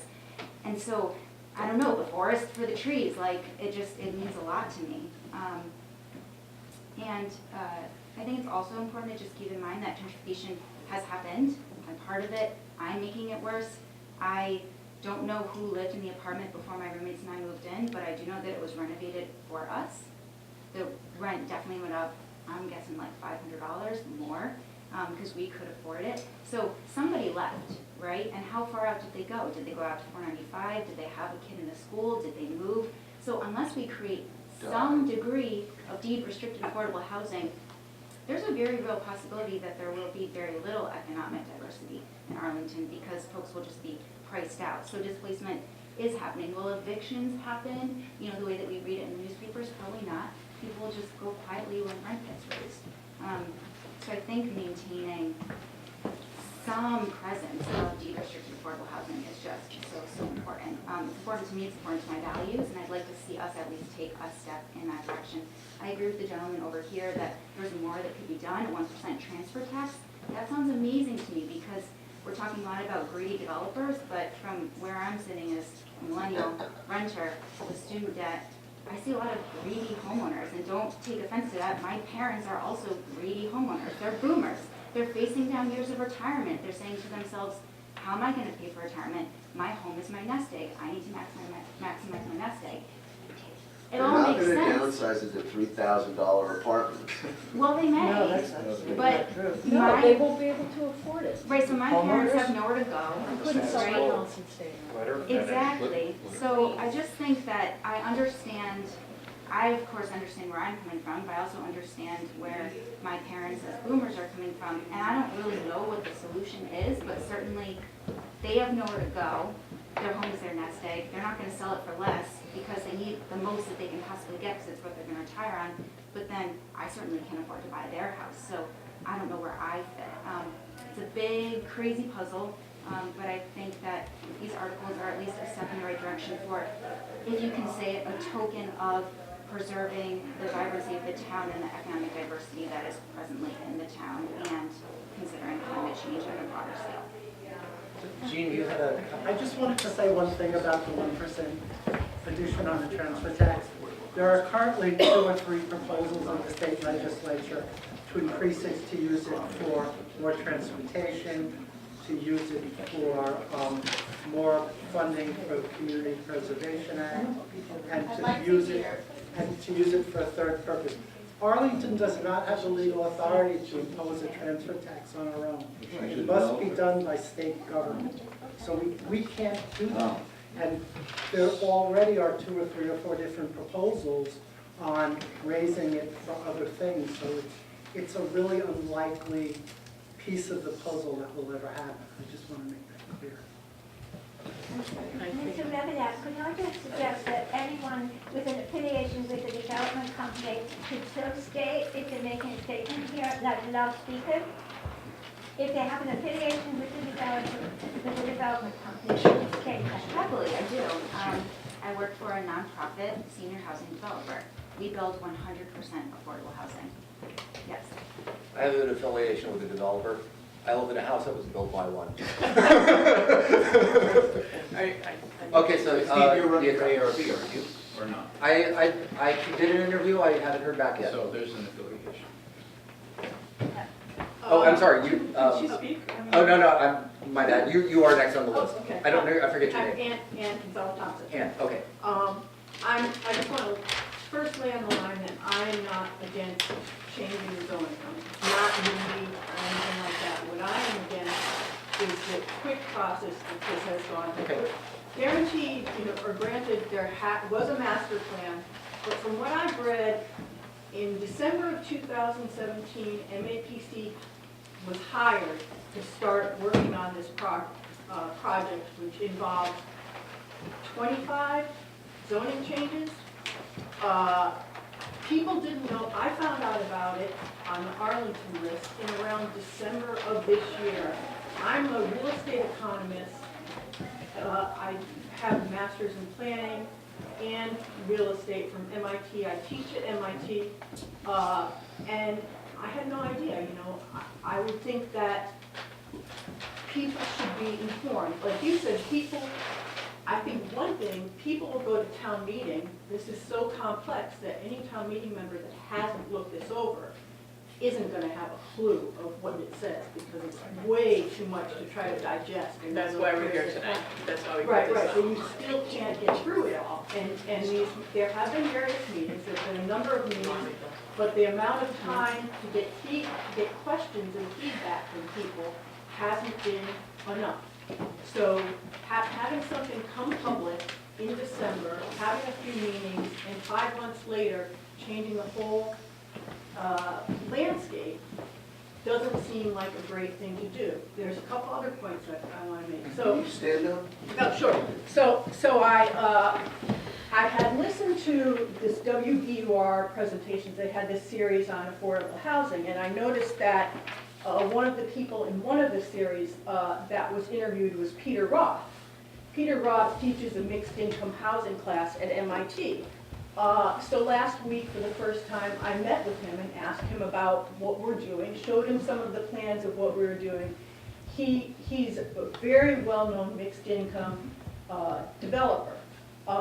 And he went over with me some of the ideas of things that they do in Cambridge or Somerville or Boston, and said, one, they're going through this way too quickly, and Arlington really doesn't have the expertise to go through this, not to put Arlington down, to go through this in the way that they're doing it. They should take, we're going to have another conversation, he and I, before Monday, but they should take these lessons from Cambridge, Boston, and Somerville. And I had a little piece of paper, so I couldn't scribble it all down, but he and I are going to have a phone conversation. And so that's one thing. It's trying to push too much through too fast, and there's a lot of valuable knowledge in this town of people that could help out, or people that know people that might make things work properly. My fear is that you push this through, developers are greedy, you know? I've worked with a lot of people that become developers, and they're not all bad people, but doesn't mean they don't want a lot of money. You've never been a developer? I've never been a developer, no, never been a developer. The second thing is, which is kind of, I think, not really looked at directly, this has all been under the guise of affordable housing. When you read about the ARB thing about affordable housing, we're looking at the share of housing that is currently considered affordable, but not affordable housing. And that share is actually very likely to decline.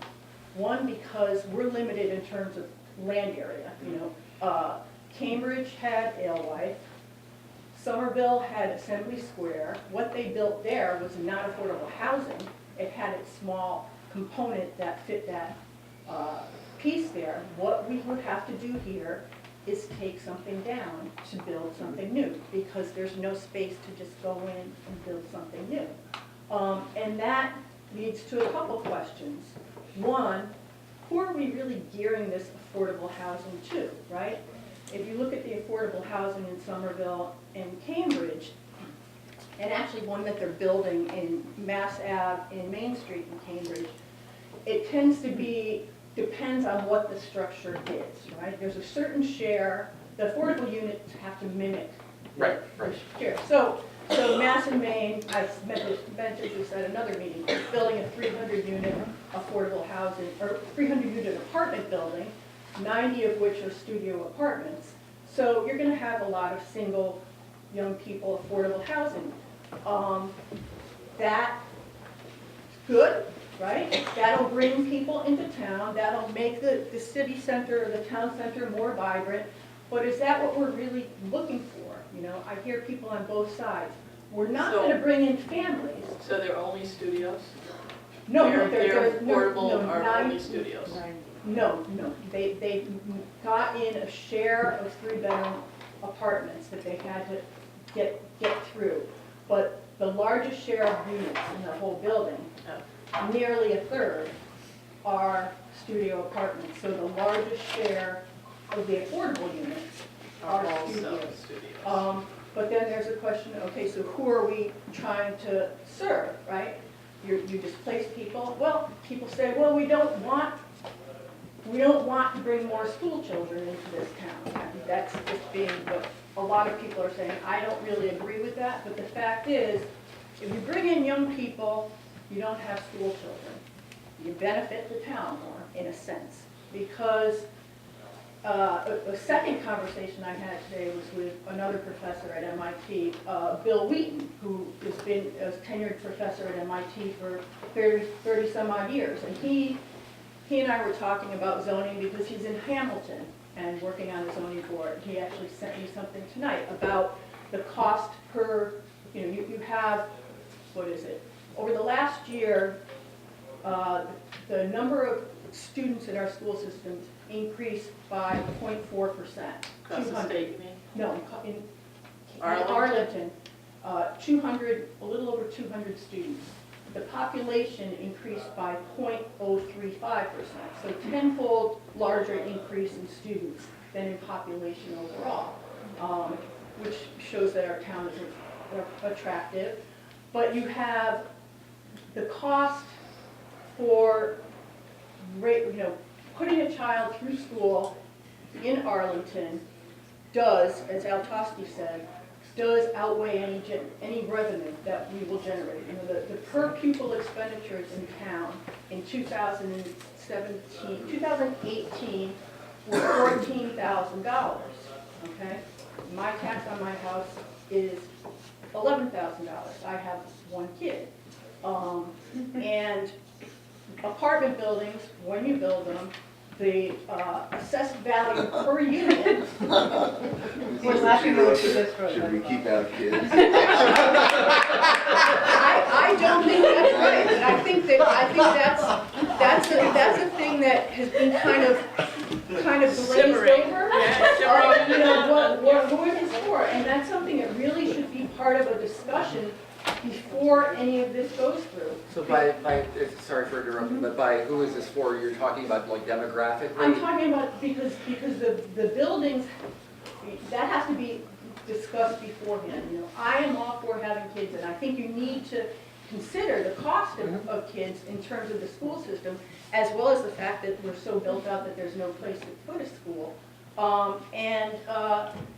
And you need to think who you're gearing this towards. But my whole view is there's a lot of knowledge in our population, many educated people that can really make this work a little bit better, especially since it's a huge change. And given a little bit of time, I think that would probably be the best idea. There was yes, in the white. Yes. What I'm hearing is really good arguments on both sides, a wide gap. And Erin, I know you answered or referenced this at the last meeting at Hardy. What's the cost to the town of Wading? This probably, from what I've gathered going to meetings, is not going to pass. And if that happens, it can't come up again for 2 years unless the redevelopment board. So why not just wait? We've talked about why now. I think why now refers to the fact that there has been very little development in general, not only on the inclusionary zoning side, but also just market rate development in general. The concern or the statements that the department has made has related to not only bringing new residents into our commercial centers where we can support through mixed-use development and other types of development, support the business communities in the commercial centers, which is a tenet of mixed-use development. We're also interested in making sure that there's housing options for all types of people, current residents and future residents, not only young people, but older people and everyone in between. And by encouraging the development of new housing, we can create new opportunities that might fit for a certain lifestyle. And then finally, we've lost opportunity to achieve state grants, not only for streetscape improvement, for roadway improvement, but also technical assistance grants in terms of planning and zoning work. So I think those three reasons combined is why we're proposing it this now. What we might continue to lose if we wait. I think that those three pieces in total is the impetus for the specific zoning amendments. So I hope that answered the question. Well, it does, except that the only one that really seems worth considering, in my opinion, is the last one. And I've did grant writing for a living for years, and grant opportunities come up. They continue and come up. This will not end them. It just seems that to throw this out over a 12-month wait is not worth it. I know you folks have done. I have one other Excuse me. piece. I think you've done a tremendous amount of work, and it's appreciated. But the sentiment is against this, and I think this is a microcosm of what we'll see on Monday Sure. night. Just real quick to respond to the grant opportunities through Governor Baker's administration and his efforts to increase housing choice and housing supply has tied it to housing production. So if we cannot show housing production numbers, we are ineligible for current grant opportunities. And he has resubmitted his housing choice bill. So I don't think that his focus on housing production is going to go away. And yes, grant opportunities do come up. Our department, as with many other departments in Arlington, are successful in getting grants. That's just the good work that the town does do to find those opportunities and achieve them. But some of the more specific opportunities that I mentioned are tied to housing production. Okay, we have 7 minutes before we end this meeting. So there, if I may, there was someone at the beginning who wanted to talk about Article 11, the reduced height buffer area. I would say it should be very quick. I just have a question. Okay. This is about height buffers, where, as you said, they haven't changed the feet, but they've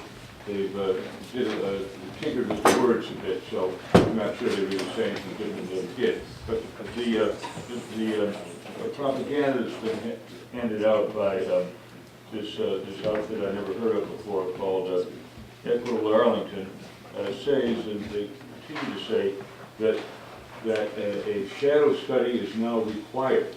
It is. It's not in the recommended vote of the redevelopment board. Unless they've changed it since they printed their report on April 9th. So my question is, Let it give us a second to look it up, because I believe it is in there. well, it wasn't in my copy. We got it. Is there something different? It's not easy to find the right copy. So yeah, so the addition of the, so when 2 different maximum height limits are specified for the same zoning district in any table of dimensional density regulations in this section 5, the lower limit shall apply to any lot or part of a lot located in a height buffer area unless, begin new text here, a finding by the Board of Appeals or the Arlington Redevelopment Board as applicable determines that the location based on site-specific factors or if the applicant demonstrates to the satisfaction of the Board of Appeals or the Arlington Redevelopment as applicable that proximity to It's under 5.3 point. yeah, it's 5319. So it is in there. So the No, wait, ARB. you read that, but I did not hear the word shadow study. Well, he hasn't gotten that far. So, yeah, so skipping a few sentences ahead, the ARB or Board of Appeals as applicable shall find that any shadow or glare impact on abutters would be negligible to allow the lesser height limit. So they've got, so meaning that there has to be a finding, and the finding would have to be supported by some sort of empirical evidence. But it doesn't say that.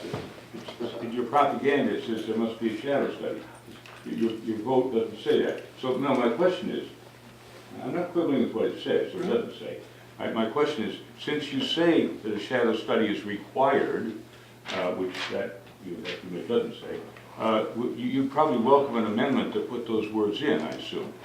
And while we're at it, I wonder why the shadow business, the buffer business as a whole, even as it's existed historically, discriminates in favor of RO, R1, and R2 districts and leaves all the other districts like R3, R4, R5, R6, and R7 in the shade.